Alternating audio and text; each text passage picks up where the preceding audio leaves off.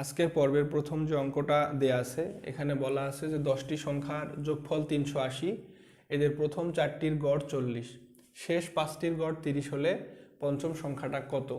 ওকে, এটা একটা গড়ের অঙ্ক। তো গড়ের অঙ্ক পারার জন্য অবশ্যই আমাদের গড়ের সূত্রটা জানতে হবে। তো আমরা সবাই জানি যে গড় বের করার সূত্র হলো সংখ্যাগুলোর যোগফল ভাগ সংখ্যাগুলোর সংখ্যা। ধরে নেন আমার কাছে 3টা সংখ্যা আছে, 2, 1 এবং 3। এখন যদি বলা হয় যে এই 3টা সংখ্যার গড় কত, তাহলে প্রথম কাজ আমরা যেটা করব, এই সংখ্যাগুলোকে যোগ করব। যোগ করে এবার ওটাকে আমরা কয়টা সংখ্যা আছে 1, 2, 3, 3টা সংখ্যা 3 দ্বারা ভাগ করব।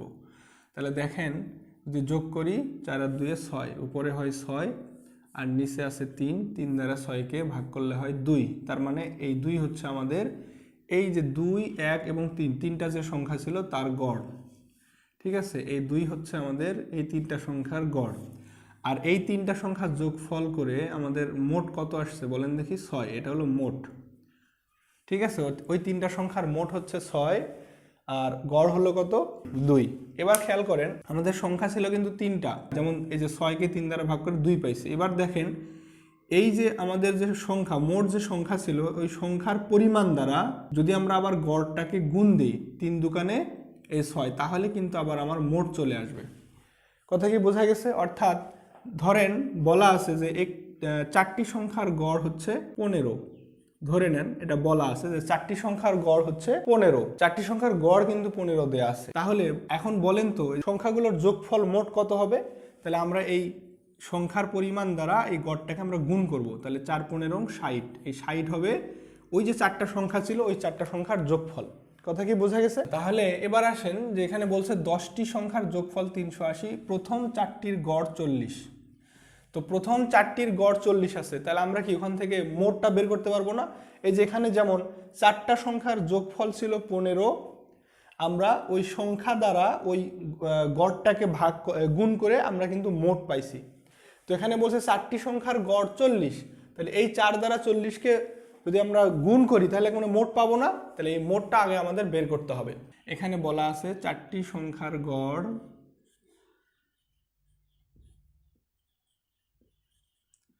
4টি সংখ্যার গড় দেয়া আছে হচ্ছে 40।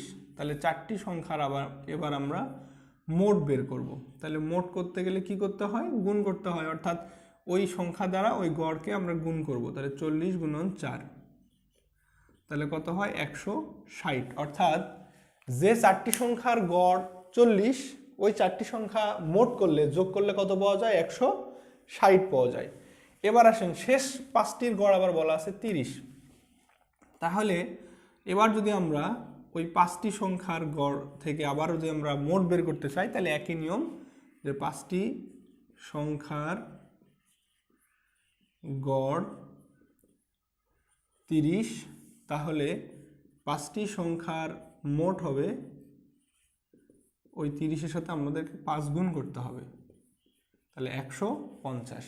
অর্থাৎ 10টা সংখ্যা ছিল যার মধ্যে প্রথম 4টা যোগ করে পাওয়া গেছে 160, শেষ 5টা যোগ করে পাওয়া গেছে 150। আর এই টোটাল 10টা সংখ্যা যোগ করে কিন্তু দেখেন কত হয়েছিল? 380 হয়েছিল। ধরে নেন এখানে 4টা সংখ্যা আছে, 2, 1, 2 আবার 3। তাহলে আর একটা সংখ্যা নেই, এখানে আবার 2 নিলাম। ঠিক আছে, এই সবগুলো সংখ্যা আমরা যোগফল একটু বের করি।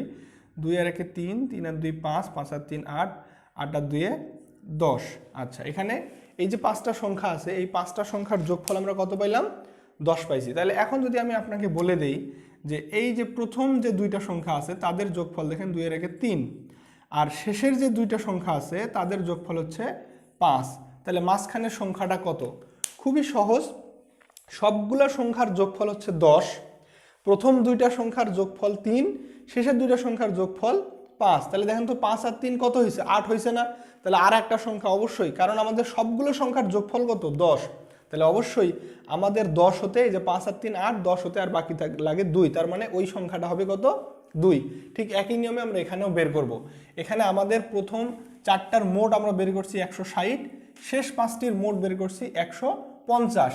তাহলে এই টোটাল সংখ্যার যোগফল কত ছিল? 380।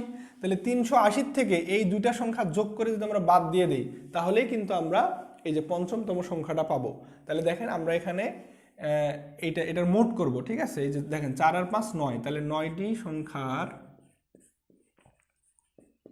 হ্যাঁ 9টি সংখ্যার যোগফল, তাহলে কত, 160 আর 150 আমরা যোগ করে দিব, তাহলে কত হয়, 310 হয়। তাহলে এখন আসেন অতএব পঞ্চম সংখ্যাটি,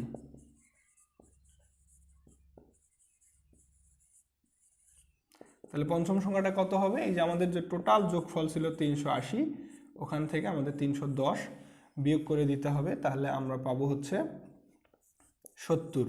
এটাই হলো আমাদের অ্যান্সার, অর্থাৎ ওই পঞ্চমতম সংখ্যাটা হচ্ছে 70। ওকে, তো আজকের পর্বের দ্বিতীয় যে অঙ্কটা একটু খেয়াল করি। এখানে বলা আছে যে দুটি সংখ্যার অনুপাত 5:6, হ্যাঁ, এবং তাদের গসাগু 4 হলে সংখ্যা দুটির লসাগু কত। তো লসাগু এবং গসাগুর ক্ষেত্রে একটা নিয়ম একটু জেনে রাখতে হবে, যে আমরা বীজগণিতে কিভাবে লসাগু এবং গসাগু বের করব। দেখেন এখানে নিয়ম হচ্ছে, লসাগু বের করার ক্ষেত্রে যে রাশিগুলো থাকবে, এই রাশিগুলোতে যা যা মিলবে আমরা সেটাও নিব, এবং যা মিলবে না সেটাও নিব, এবং সেক্ষেত্রে বড়টা নিব, ঠিক আছে। তো আমি একটু উদাহরণ দিয়ে বুঝাই দেই, তাহলে আপনাদের বুঝতে একটু সুবিধা হবে। ধরে নেন একটা রাশি আছে x²y, আর একটা রাশি আছে xy², আর একটা রাশি আছে ধরেন x3।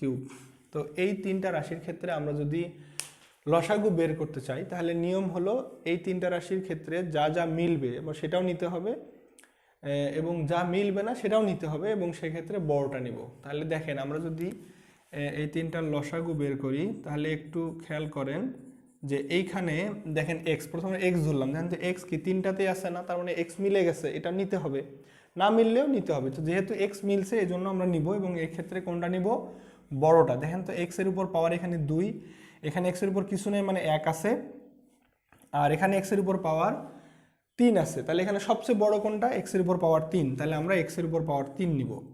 কথা কি বোঝা গেছে, যেটা মিলবে সেটাও নিতে হবে, যেটা মিলবে না সেটাও, কিন্তু সেক্ষেত্রে বড়টা। ওকে, এবার ওয়াই আসেন। ওয়াই দেখেন প্রথম রাশিতে আছে, দ্বিতীয় রাশিতে আছে, কিন্তু তৃতীয় রাশিতে নাই, তো মিলে নাই, অর্থাৎ তিনটাতেই আমরা এটা মিল পাই নাই, শুধুমাত্র দুইটাতে মিল পাইছি, আরেকটাতে পাই নাই, কিন্তু তারপরেও নিতে হবে, এবং এক্ষেত্রে বড়টা। তাহলে দেখেন তো এখানে ওয়াইয়ের উপর কিছু নাই মানে 1 আছে, আর এখানে ওয়াইয়ের উপর পাওয়ার 2 আছে, তার মানে এই দুইটার তুলনায় বড় হচ্ছে এখানে y²। তাহলে আমরা এখানে y² নিব। এই যে এই তিনটা রাশির লসাগু কিন্তু এইটা। ওকে, আচ্ছা, এবার যদি আমরা গসাগু বের করতে চাই, তাহলে দেখেন গসাগুর ক্ষেত্রে নিয়ম হলো শুধুমাত্র যা মিলবে সেটা নিতে হবে, যেটা মিলবে না সেটা নেওয়া যাবে না, এবং সেই ক্ষেত্রে আমরা ছোটটা নিব। ওকে, তাহলে খেয়াল করেন আমরা লসাগু যখন করব, আমরা এক্স তিনটাতেই মিল পাচ্ছি, সুতরাং আমরা এক্স নিব, এবং এই ক্ষেত্রে ছোটটা নিব। তো এইখানে এক্সের উপর পাওয়ার 2, এটার উপর পাওয়ার 3, আর সবচেয়ে ছোট এখানে কিছু নেই মানে 1, তার মানে সবচেয়ে ছোট হচ্ছে এক্স। তাহলে গসাগুর ক্ষেত্রে আমরা কিন্তু এখানে এক্স নিব। কথা কি বোঝা গেছে? এবার দেখেন ওয়াই এর ক্ষেত্রে, ওয়াই কিন্তু প্রথম রাশিতে আছে, দ্বিতীয় রাশিতে আছে, কিন্তু তৃতীয় রাশিতে নাই, তার মানে এখানে মিল পাওয়া যায় নাই, সুতরাং এটা নেওয়া যাবে না। গসাগুর ক্ষেত্রে আমরা এটা নিতে পারবো না। যদি তিনটাতে ওয়াই থাকতো তাহলে আমরা নিতে পারতাম, যেহেতু একটাতে নাই অর্থাৎ আমরা মিল পাই নাই। এই যে গসাগুর নিয়ম হলো শুধুমাত্র যা মিলবে সেটা নিতে হবে, তো এখানে যেহেতু মিলতেছে না এই জন্য আমরা এটা নিব না, ওয়াই নিব না, তার মানে এখানে আমার গসাগু হবে শুধু এক্স। কথা কি বোঝা গেছে? তো এই ধারণাটা যদি থাকে তাহলে কিন্তু আমরা এই অঙ্কটা খুব ইজিতে করতে পারবো। আচ্ছা, এবার আসেন আমরা মূল অঙ্কে প্রবেশ করি। এখানে বলা আছে দুইটা সংখ্যার অনুপাত 5:6 এবং তাদের গসাগু 4। আচ্ছা, আমরা আগে সংখ্যা দুটো ধরে নিই। তো আমরা ধরে নিলাম যে একটি সংখ্যা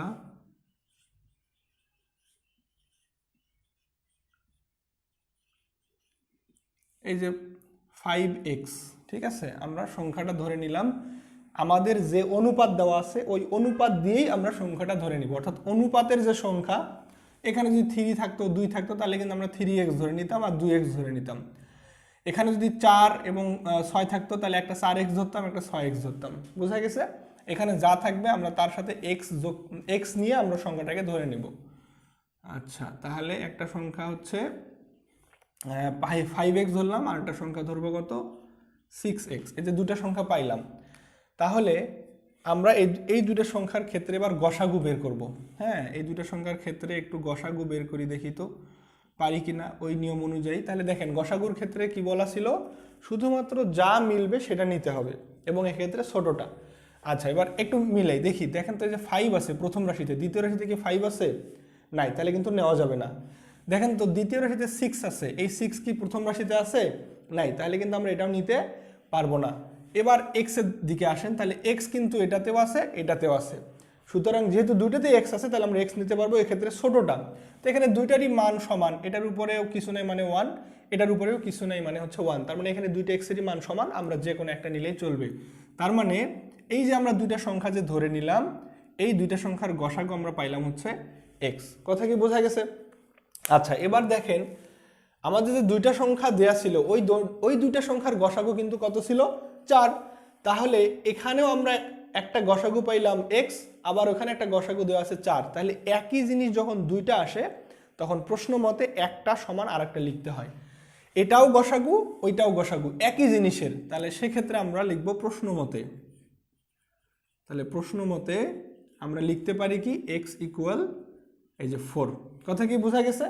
কিন্তু এখন আমাদের বের করতে বলছে কি বলেন দেখি, সংখ্যা দুটির লসাগু কত। আচ্ছা এবার আসেন অতএব লসাগু। তাহলে ওই সংখ্যা দুটার যদি আমরা লসাগু বের করতে চাই, এই যে দেখেন তো এটার ক্ষেত্রে লসাগু বের করেন তো। দেখেন লসাগুর ক্ষেত্রে আমরা বলছি যা মিলবে সেটাও নিতে হবে, যেটা মিলবে না সেটাও নিতে হবে।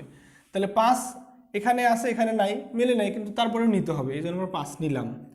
আচ্ছা ইনটু, এবার দেখেন 6 এখানে আছে এখানে নাই, মিলে নাই, কিন্তু তারপরেও নিতে হবে, নিয়ে নিলাম।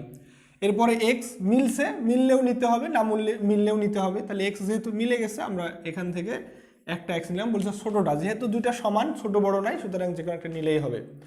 এবার যদি আমরা এটা ইনটু করি তাহলে দেখেন 5 6 30, তার সাথে এক্স, তার মানে হচ্ছে এখানে 30x। আমি ইংলিশে করে ফেলছি, সমস্যা নেই।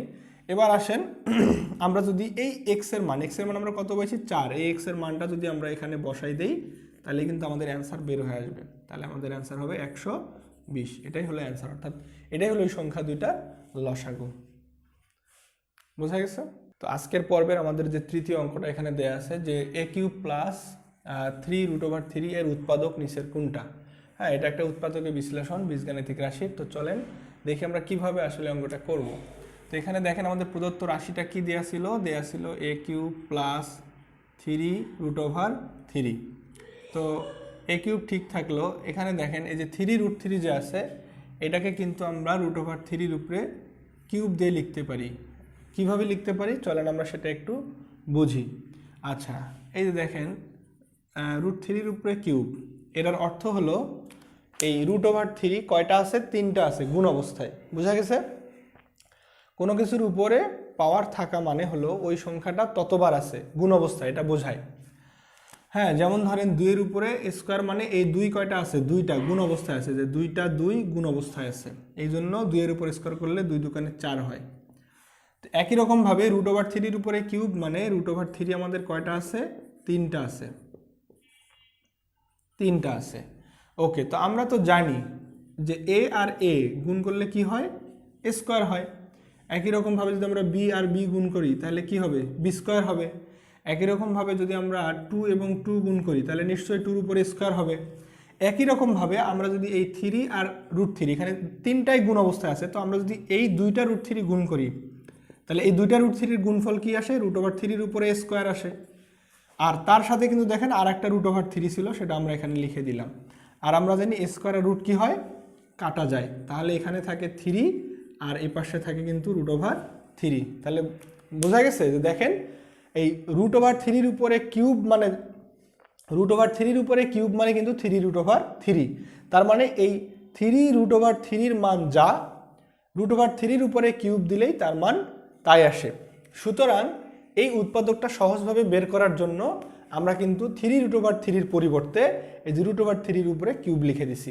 তাহলে যখন আমরা √3 উপরে কিউব দিছি তখন দেখেন এটা কিন্তু a³ প্লাস বি কিউবের একটা সূত্র হয়ে গেছে। হ্যাঁ, এই যে এখানে a হলো আমাদের a আর √3 হচ্ছে b, এই যে a³ প্লাস b³। এখন দেখেন আমি এখানে পাশে লিখে রাখছি যে a³ প্লাস b³ সূত্র হলো 2টা। তো এখান থেকে এই নিচেরটা হলো আমাদের উৎপাদকীয় বিশ্লেষণের সূত্র। তো যখন আমরা উৎপাদক করব তখন অবশ্যই সেখানে উৎপাদকের সূত্র আমাকে ব্যবহার করতে হবে। তো এখানে a³ প্লাস b³ কোন সূত্র ব্যবহার করব? এই যে উৎপাদকের সূত্রটা a plus b into a square minus ab plus B square. তাহলে এক্ষেত্রে আমাদের এই যে এ প্লাস বি, এখানে এ হচ্ছে এ প্লাস বি হলো √3, এই যে এ plus B into A square minus A B plus B square. তাহলে এখানে এ হচ্ছে এ, তার উপরে স্কোয়ার মাইনাস স্কোয়ার মাইনাস কি আছে, এ বি আছে। তাহলে এখানে হচ্ছে এ হলো এ আর বি হলো √3, তার সাথে আছে প্লাস বি স্কোয়ার, বি হলো √3, তার উপরে স্কোয়ার হবে। আচ্ছা আমরা এটা না দিই, এখানে না দিই, আমরা শুধু স্কোয়ার দিই, ব্র্যাকেট ক্লোজ। তাহলে আমরা জানি স্কোয়ার রুট কি হয়, কাটা যায়। তাহলে এখানে থাকে এ প্লাস √3, আর এখানে কি থাকে দেখেন, এ স্কোয়ার মাইনাস √3 এ, তার সাথে প্লাস থাকে হচ্ছে 3। আচ্ছা তাহলে দেখেন আমাদের কিন্তু অলরেডি অ্যান্সার বের হয়ে আসছে, অর্থাৎ এ কিউব প্লাস 3√3 এর উৎপাদকীয় বিশ্লেষণ কি হলো দেখেন, এ প্লাস √3 আর হলো স্কোয়ার মাইনাস √3 এ প্লাস 3। কিন্তু এখানে বলছে যে এর উৎপাদক নিচের কোনটা, দেখেন এখানে আমাদের কিন্তু এটা উৎপাদক, এটা উৎপাদক, কিন্তু এইখানে আমাদের এর মধ্যে দেয়া আছে এ প্লাস √3। এই দেখেন এইটার সাথে এই উৎপাদকের এই অংশটার সাথে কিন্তু আমার এই খ নম্বরটা মিলে গেছে, কারণ এটাই হলো আমার অ্যান্সার। কথা কি বোঝা গেছে? ওকে, তো আজকের পর্বের 4 নম্বর যে অঙ্ক সেটা দেখেন, এখানে বলা আছে যে x/5 পাওয়ার p ইকুয়াল 1 হলে p এর মান কত। হ্যাঁ, এটা খুবই সহজ একটা অঙ্ক, বীজগণিতিক রাশি। দেখেন কত সহজেই অঙ্কটা আমরা করতে পারি, শুধু বেসিকটা যদি একটু ধারণা থাকে বেসিকের উপরে, তাহলে কিন্তু অঙ্কটা আমরা খুব সহজে করতে পারবো। আচ্ছা এখানে আমাদের অঙ্কটা কি দেওয়া আছে, x/5, তার উপরে আছে পাওয়ার p, এখানে সমান আছে 1। তো এখান থেকে আমাদের মূলত p এর মান বের করতে হবে। আমরা জানি যে কোনো কিছুর উপরে পাওয়ার 0 মানে তার মান হচ্ছে 1। যেমন ধরেন আমরা 2 এর উপরে পাওয়ার যদি 2 থাকে তার মান কত হবে, 2টা 2 এখানে আছে, তাহলে 2 দুগুণে 4। 2 এর উপরে পাওয়ার 3 হলে তাহলে 3টা 2 আছে, তাহলে 2 দুগুণে 4, 4 দুগুণে 8 হয়, এরকম। এখন যদি এই 2 এর উপরে আমরা পাওয়ার 0 দেই, ঠিক আছে, তাহলে কিন্তু এটার মান 1 হয়ে যাবে, তখন কিন্তু এটার মান হবে কত, 1। হ্যাঁ, যত বড় সংখ্যাই হোক না কেন, যদি আমরা 100-র উপরে পাওয়ার যদি আমরা 0 দেই তাহলে এটার মান কিন্তু হয়ে যাবে 1, ঠিক আছে। যে কোনো কিছুর উপরে পাওয়ার 0 দিলে তার মান 1 হয়ে যায়। আমার উপরে যদি আমি পাওয়ার 0 দিয়ে দিই, আমি কিন্তু কি হয়ে যাব, 1 হয়ে যাব। আচ্ছা এই কনসেপ্টটা এখানে আমাদের ব্যবহার করতে হবে। আর একটা জিনিস বলে রাখি, যে দুইটা ইকুয়াল থাকলে, যেমন এখানে 2 এর উপরে পাওয়ার 2 আছে, আবার এখানে 4 এর উপরে পাওয়ার কত আছে, 2 আছে, দেখেন এই পাওয়ার কিন্তু আমরা কেটে দিতে পারবো, ঠিক আছে। পাওয়ার যদি একই রকম হয় কেটে দেওয়া যায়, আবার বেজ, এই যে বেজ যে আছে এই দুটো যদি একই রকম হয় সেক্ষেত্রেও কিন্তু আমরা কেটে দিতে পারবো। তো এখানে দেখেন আমাদের কিন্তু বের করতে হবে পির মান। তাহলে x/5 তার উপরে পাওয়ার আছে p, আমরা এখানে 1 আছে, তো 1 না লিখে আমরা এই পির মান বের করার জন্য আমরা যে কাজটা করব, এখানেও আমরা x/5 নিয়ে তার উপরে পাওয়ার 0 দিয়ে দিব, কারণ আমাদের একটা কনসেপ্ট জানা আছে যে যে কোনো কিছুর উপরে পাওয়ার 0 মানে তার মান 1। তাহলে আমরা মিলানোর জন্য যে x/5 কেন নিলাম, এই যে এই পাশে মিলানোর জন্য কিন্তু আমরা x/5 নিছি। এখন দেখেন এই p হলো এই x/5 এখানে ভিত্তি, এখানে p হচ্ছে পাওয়ার, এখানে x/5 ভিত্তি, এখানে 0 হচ্ছে পাওয়ার। তাহলে আমরা জানি পাওয়ার একই রকম হলে যেমন কেটে দেওয়া যায়, ভিত্তি যদি একই রকম হয় সেক্ষেত্রেও কেটে দেওয়া যায়। সুতরাং আমরা এই x/5 আর x/5 কেটে দিব। তাহলে দেখেন এখানে তাহলে থাকলো হচ্ছে p, আর এই পাশে থাকলো হলো 0, তার মানে এখানে পির মান আমাদের আসলো 0, কারণ এখানে আমাদের ক হচ্ছে অ্যান্সার।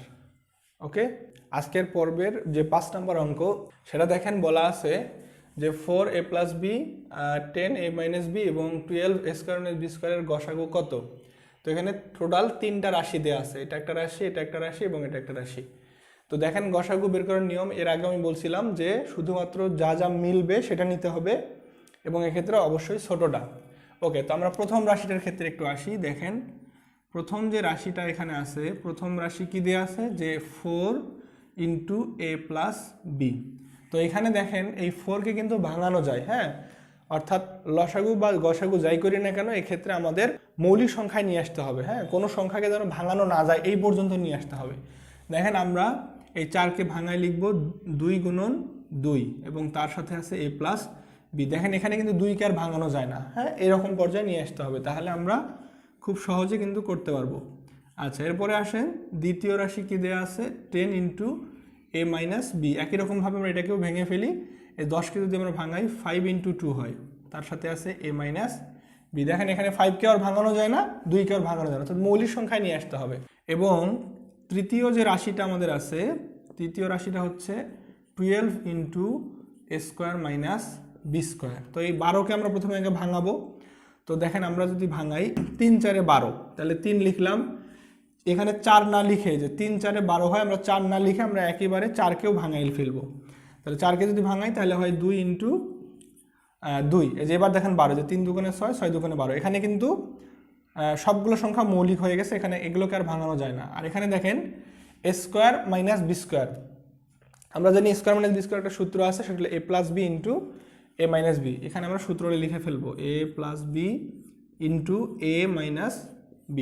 এই যে সূত্র লিখে ফেললাম, বাস। এখন আমরা গসাগু নির্ণয় করব। দেখেন কত সহজে গসাগু বের করার নিয়ম আমাদের বলা ছিল, যে যেটা শুধুমাত্র যেটা মিলবে 3টা রাশিতেই, আমরা যেটা মিল পাবো শুধুমাত্র আমরা সেটাই নিব, এবং এক্ষেত্রে অবশ্যই ছোটটা নিব।